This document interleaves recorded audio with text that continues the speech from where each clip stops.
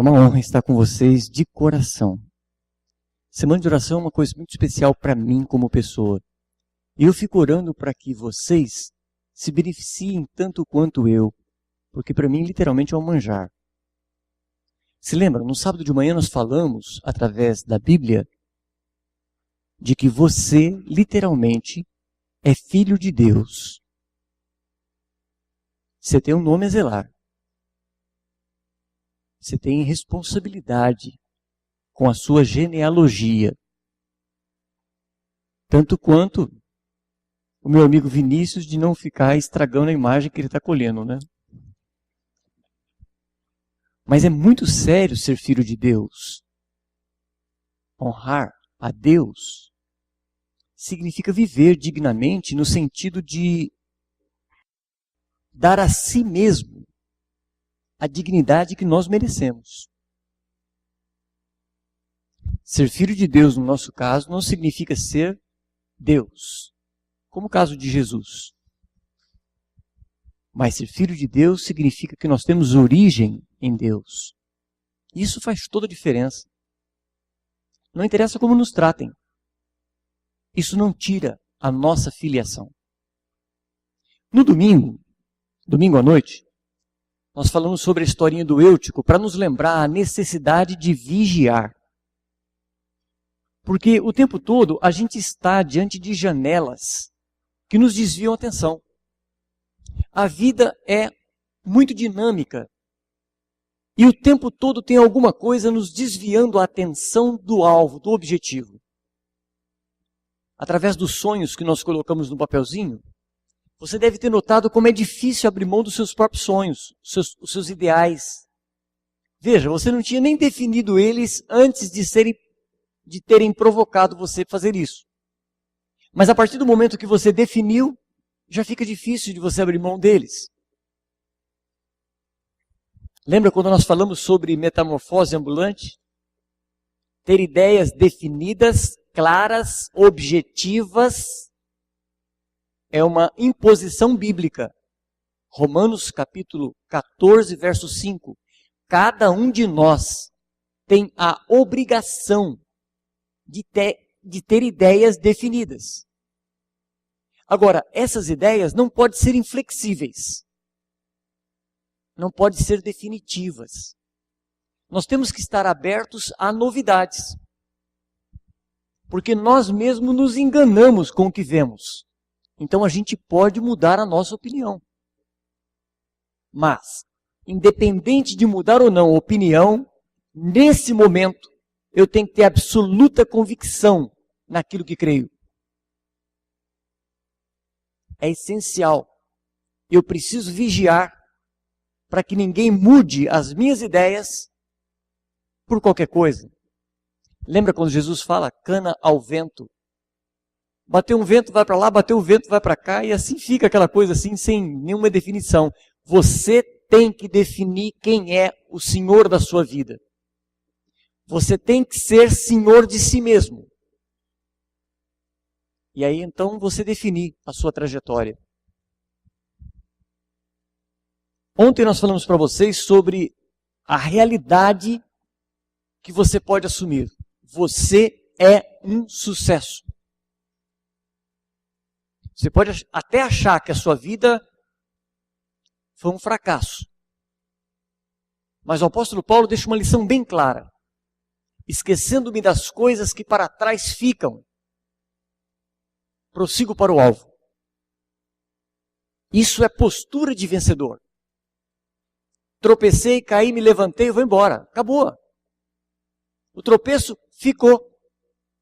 Caso eu venha passar no mesmo lugar, quem sabe eu me lembre de não tropeçar de novo. Mas se tropeçar, pronto, morreu o assunto. Tropeçou, levantou, ficou em pé e vamos embora. A vida continua. Até quando Deus disser para a gente que nesse mundo acabou. Mas enquanto não acabar, nós temos a obrigação de ter postura de vencedores. Então, se alguma coisa há que tenha virtude, coisas que nos elevem, coisas que tragam bom ânimo para a gente, coisa que nos faz acreditar e ter esperança no amanhã, nisso nós devemos deixar demorar o nosso pensamento. Mas olha, evitem pessoas negativistas. Não tenha nenhuma dificuldade em falar para ela, escuta, a sua conversa me faz mal. A sua pessoa até pode me fazer bem, mas a sua conversa me faz mal. Eu quero ficar do teu lado, mas o papo está atrapalhando, está atrasando o meu lado. Solta o freio de mão que a coisa está brava. Mas com muita simplicidade, com muita sinceridade. Tem pessoas que têm assuntos que colocam a gente para baixo. Procurem companhia que te elevem. E se você quiser a melhor fonte de motivação que existe nesse planeta, medita nesse livro, dia e noite, porque ele pode te trazer paz, sossego, sucesso. Não tenha dúvida nenhuma quanto a isso. Portanto, a vida é uma jornada constante, é um eterno caminhar. E quem caminha sabe, pegando uma trilha, vai encontrar encruzilhadas. É inevitável. É inevitável. A palavra encruzilhada não aparece em qualquer versão do texto que nós vamos ler. Por isso que eu trouxe duas Bíblias de novo. A Bíblia, assim, tradicional, pelo menos que eu tenho aqui, revista e corrigida, eu acho que a sua talvez seja a mesma, Jeremias, capítulo 6, verso 16.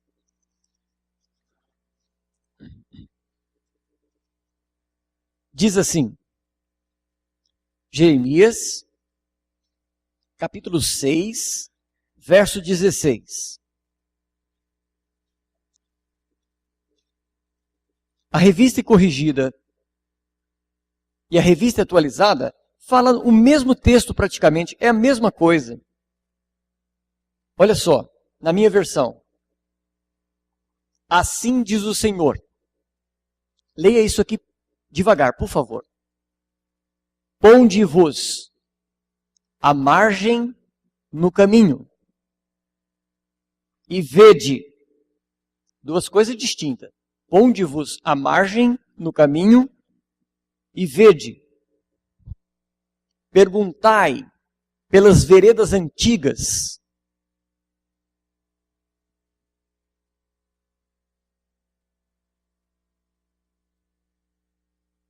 Qual é o bom caminho?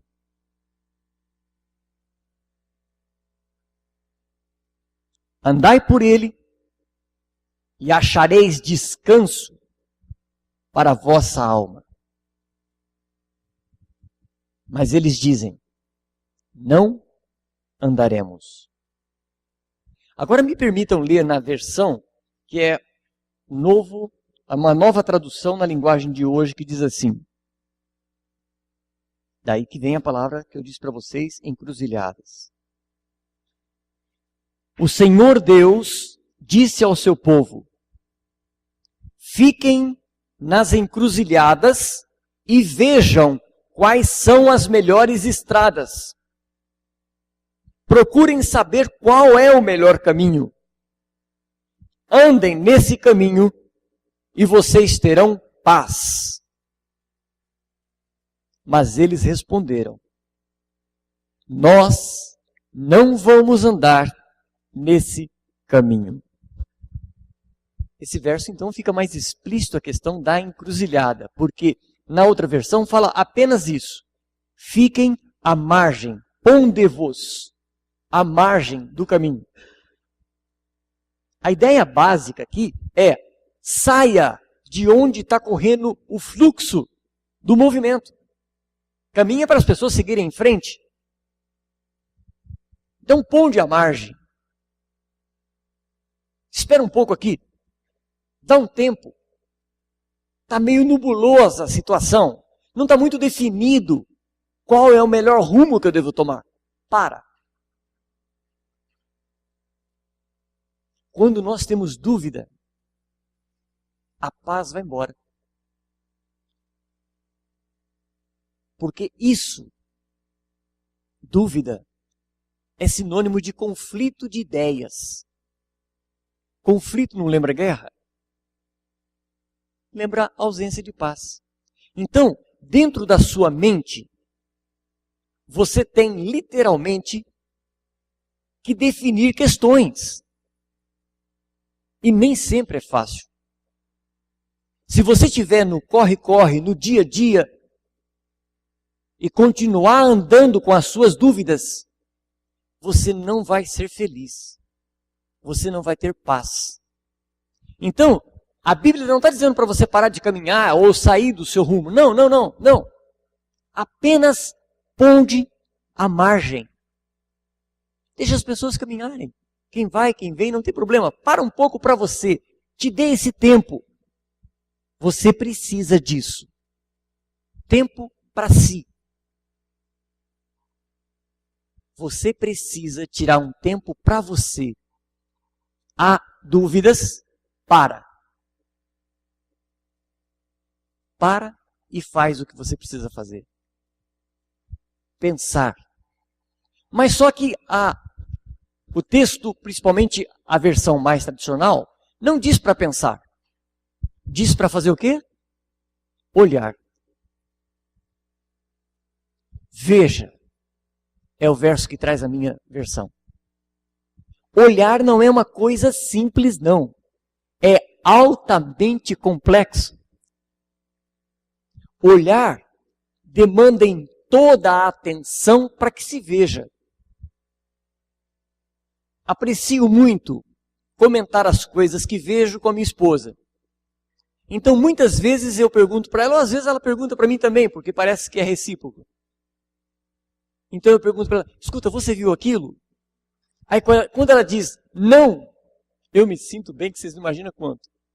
Uau, como eu sou atencioso. Ela é uma mulher, geralmente as mulheres são muito mais atentas a detalhes. Então, sempre eu estou perdendo para ela, é claro. Você viu aquilo? Claro que vi. Você viu aquilo? Vi. Você achou bonito? Lindo, maravilhoso. E dá detalhes, comprovando que viu. Humilha, né? Mas nós homens somos menos objetivos para olhar, menos atentos. E aqui o verso diz, olha, ponde à parte para você ver com atenção. Só que o verso não para aí. O verso não fica só nessa questão de olhar com atenção. Além de olhar com atenção, depois eu quero avaliar com vocês essa questão de olhar. Ele diz, pergunte. Você já se imaginou perguntando para alguém que não responde? Ou perguntando para si mesmo? Às vezes a gente pergunta para si mesmo, né? Se questiona. Mas geralmente quando a gente está perdido ou está querendo ter certeza do caminho que segue, a gente pergunta para quem? Para quem sabe. E quem é que sabe? Quem já está passando por ali. Geralmente a gente pergunta achando que sabe para quem não sabe. Mas é natural. A única forma da gente saber se a pessoa sabe é perguntando para ela. Há quem diga, principalmente numa sala de aula, que quem pergunta é visto como tolo por 5 minutos. Pegou? Quem pergunta na sala de aula é visto por tolo por 5 minutos. Quem não pergunta na sala de aula continua tolo toda a vida sem perguntar. O que você prefere? Ponde à parte. À margem do caminho. Veja atentamente. Pergunte. Encontre quem sabe. E aí você vai ter a resposta para escolher o caminho pelo qual você deve caminhar. Sabe, às vezes eu gostaria de ser um autômato. É isso mesmo. Ela se surpreendeu, minha esposa. Eu queria ser um robô de Deus. O Wilson vai para a esquerda. O Wilson vai para a direita. O Wilson sobe. O Wilson desce. E pronto. Eu não faria as besteiras, as coisas erradas que eu não quero fazer. Seria, eu acho que, pelo menos mais cômodo. Mas Deus me dá a mim, absoluta autonomia. E acreditem, não é porque eu tenho cabelos brancos, não. Ele me dá essa autonomia desde muito novinho. Ele sempre me deu absoluta liberdade. É tão grande a liberdade que dá a impressão de que eu estou sozinho. Ele não questiona as minhas decisões. Ele não discute os meus objetivos. Deus me deixa agir. A impressão que dá às vezes é que ele nem liga para mim. E olha, sinceramente, tem hora que eu chego, pergunto para ele, mas pergunto com ênfase. Sabe o que acontece? Nada. Parece que ele não está ouvindo eu falar com ele, Miriam. É como se eu estivesse falando sozinho. Aí eu brigo. Senhor, será que o Senhor não consegue me ouvir e perceber que eu estou pedindo socorro para resolver essa questão? Cansado de ficar em silêncio, eu pego a Bíblia para ler.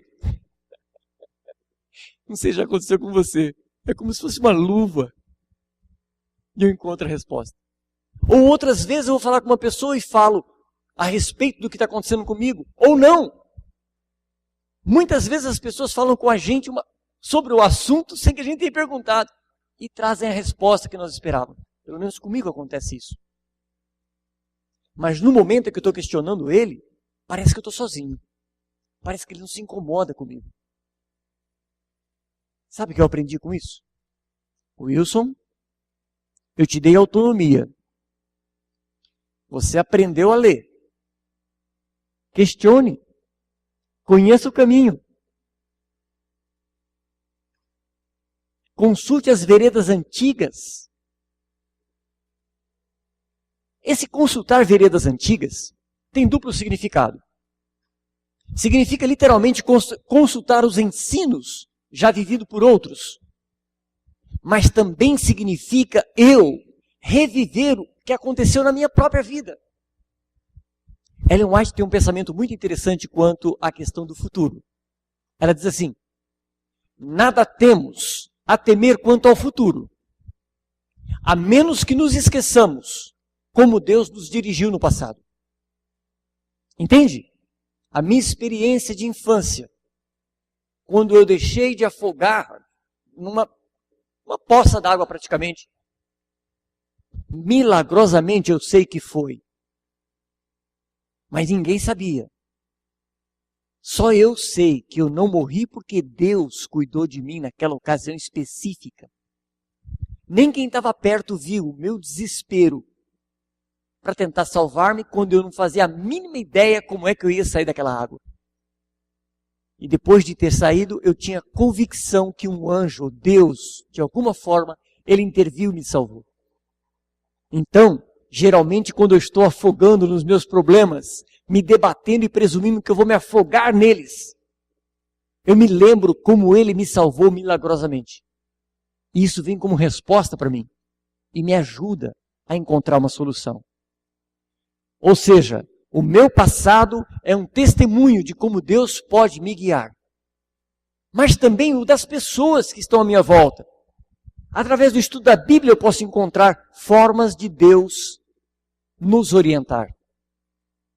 Mas o básico, eu ainda acho que está na questão do olhar.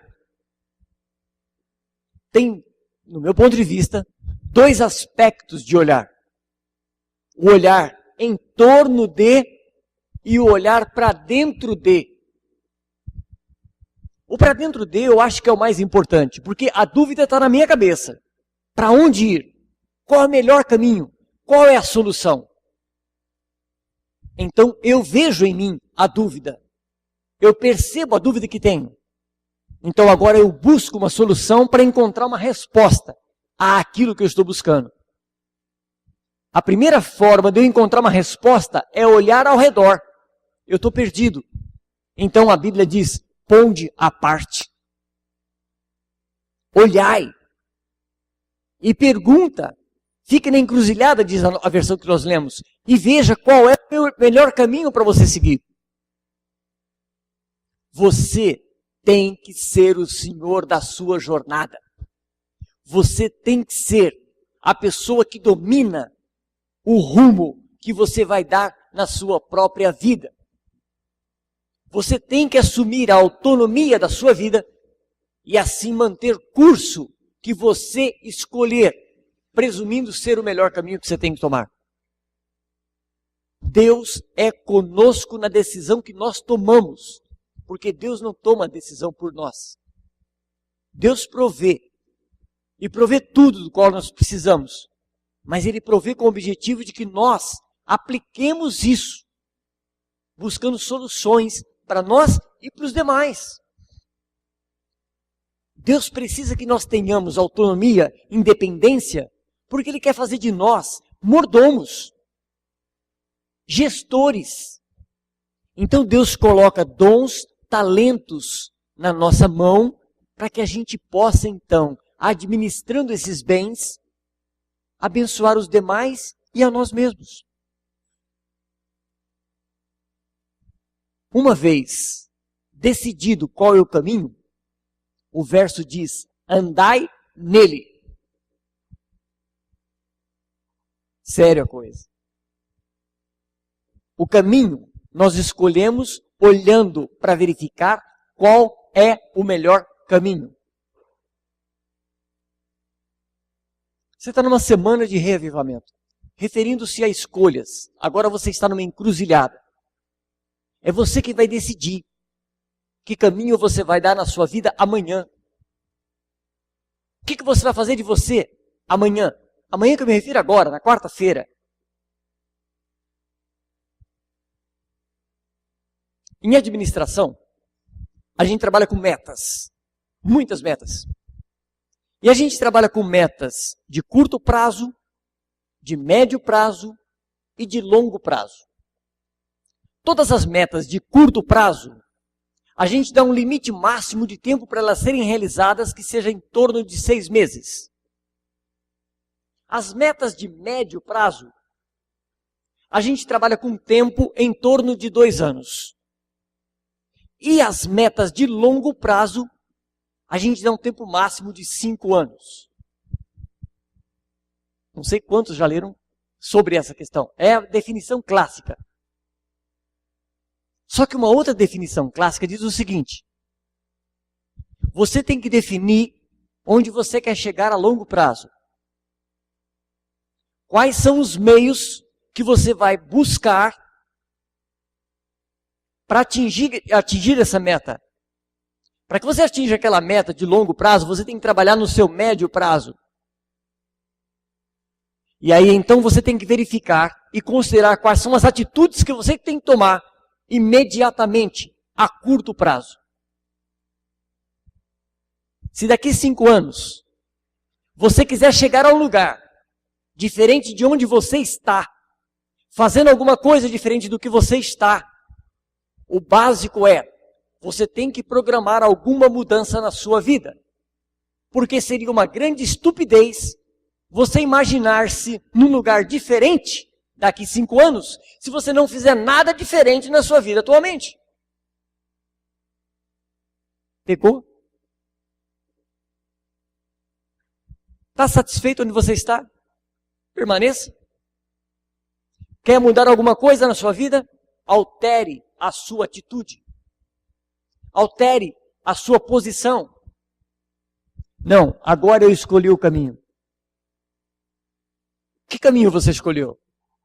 Pense bem, defina, avalie para si. Eu, particularmente, meu caminho é claro, objetivo. E o meu caminho tem nome e sobrenome. Jesus Cristo. Disse ele, eu sou o caminho. Me basta. Eu preciso saber como chegar, como caminhar, como viver. Não te preocupes, Wilson. Eu sou a verdade.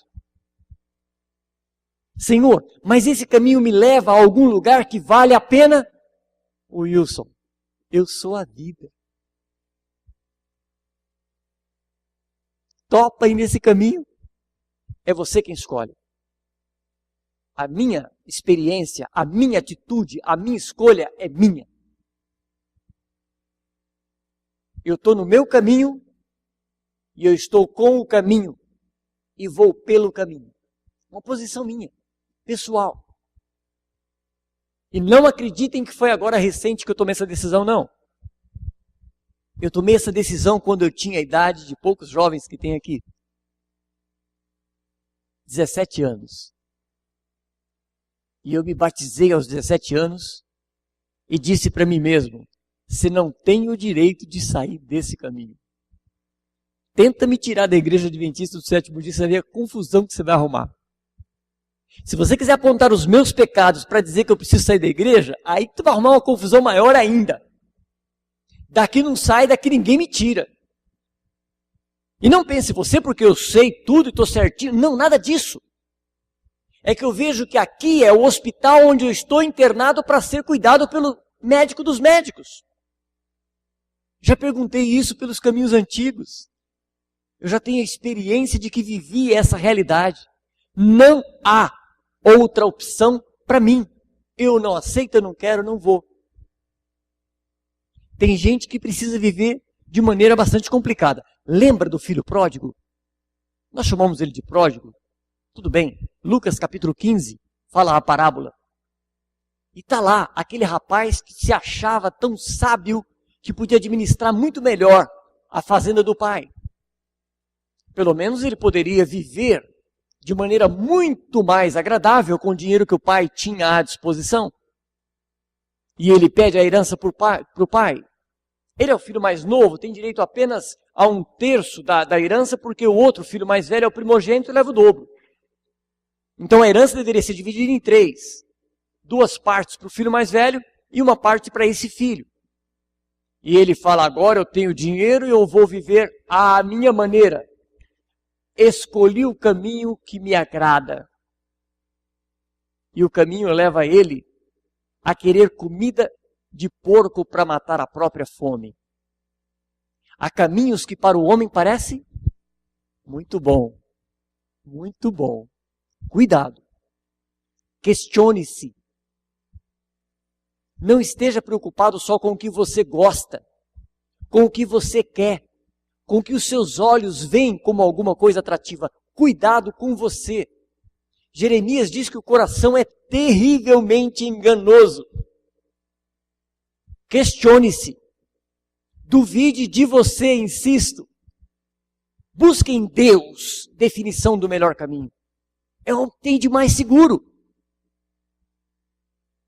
Mas esse filho, que agora então sim aparece alguma coisa que faz com que ele seja pródigo, ele está ali, olhando para a comida dos porcos. Na minha tradução diz alfarrobas.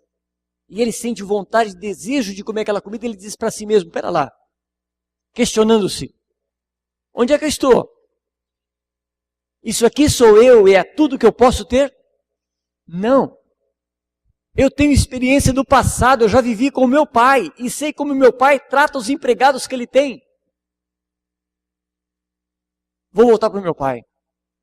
E eu vou dizer para ele, pai, pequei contra o céu e pequei contra ti. Já não sou digno mais de ser chamado por teu filho. Deixa eu ficar aqui como seu jornaleiro, como aquele que trabalha como diarista. Deixa eu trabalhar para ti. Tomou uma decisão. Ele olhou ao redor, ele viu a situação, escolheu o caminho e agiu. Isso é essencial para nós. Andai nele, diz o verso. Nós temos que tomar uma atitude depois de tomar a decisão. E esse sujeito então vai para casa. Essa parábola tem lições incríveis. E a que mais me impressiona ultimamente é do irmão mais velho. Me impressiona demais. Sabe por quê? Porque o irmão mais velho não ficou feliz com a volta do irmão mais novo. E foi brigar com o pai. Como é que você pode receber em casa um sujeito que pegou o seu dinheiro e jogou no lixo? Sabe para que isso me alertou? Fica só eu e você aqui, tá? Nessa conversa, não vamos espalhar não, porque senão fica chato. Não é todo mundo na igreja que fica feliz quando você volta para Jesus.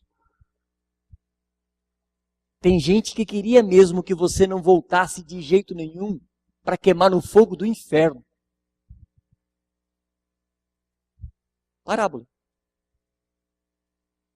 Você está entendendo? Tem gente que não está nem ligando para o seu batismo. Mas o pai faz o quê? Uma festa. O pai faz uma festa. Porque ele resgatou um filho.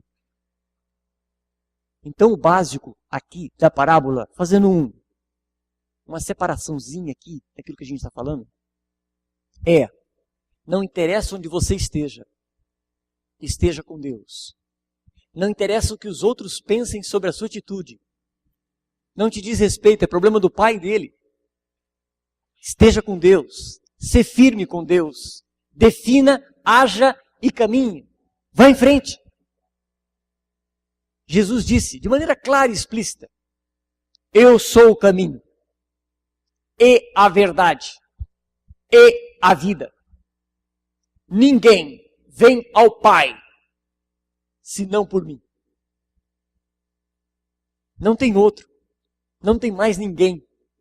E ninguém pode nos impedir de ir ao Pai, já que Jesus nos liberou esse acesso. Senhores, a questão da atitude não implica que o caminho não tenha dificuldades. Todos nós passamos por dificuldades pelo caminho que nós vamos caminhar. Nesse mundo tereis aflições. A companhia de Deus ao meu lado não significa que eu estou imune a problemas e dificuldades. Não. Ele não prometeu isso. Ele prometeu que estaria conosco nos problemas, nas doenças, nas dificuldades. Ele estaria e daria a nós a esperança, o bom ânimo de que aquilo não nos venceria. Tem umas palavras de Jesus, e eu quero ler nessa versão porque eu achei que ficou muito interessante. No capítulo 11 de Mateus,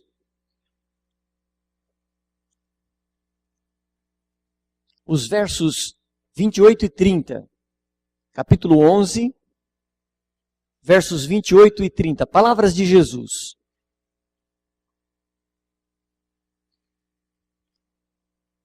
Achou? Eu vou ler nessa versão aqui e digo para você que verso que eu estou lendo. Assim não vai ser difícil de você encontrar.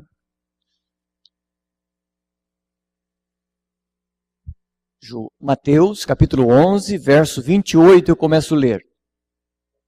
Venham a mim, todos vocês que estão cansados de carregar as suas pesadas cargas, e eu lhes darei descanso.